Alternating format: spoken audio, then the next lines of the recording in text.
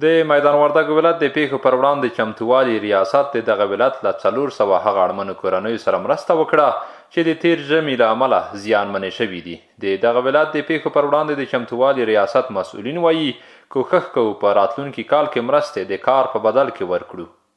د ژمي د یخنۍ او د واورو له امله متضرره سوي دي، یا هغه کورنۍ دي چې هغوی د کور سرپرست نه لري یا معیوبه دي.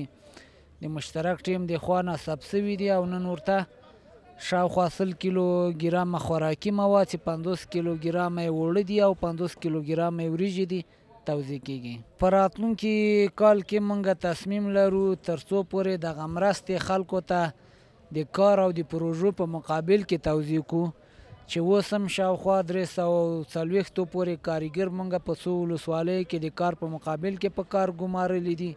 د یاد ولایت اوسیدونکي او زیانمن مرستو ته خوښ دي، وایي اقتصادي وضعیت یې زیات خراب دی. دوی له اسلامي امارت نه د لا زیاتو مرستو غوښتنه کوي.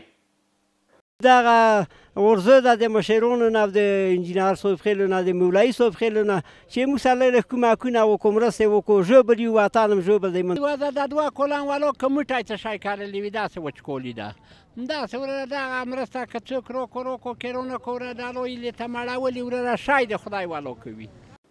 د ویلو ده چې د پیښو پر وړاندې چمتووالي ریاست تېره اونۍ هم د دغه ولایت د سید آباد ولسوالۍ او مرکز 460 زیانمنو کورنیو سره مرسته کړې ده.